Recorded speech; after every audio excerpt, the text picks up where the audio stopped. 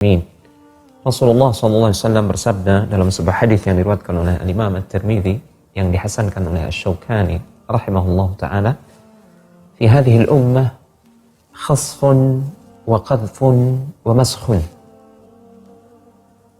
Akan terjadi di tengah umat ini azab atau bencana yang akan menimpa mereka berupa khasfun, penenggelaman ke dalam bumi, pembenaman ke dalam bumi.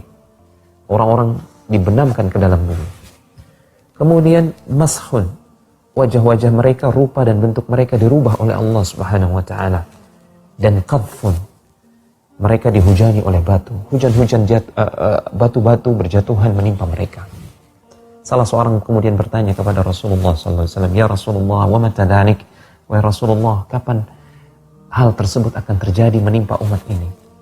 Kemudian Rasulullah SAW bersabda, "Idza dhaharatil qiyan wal ma'azif wa syuribatil khumur." Manakala telah merajalela atau telah merebak para penyanyi-penyanyi wanita dan alat-alat musik, dan manakala minuman-minuman keras telah diminum, bebas diminum.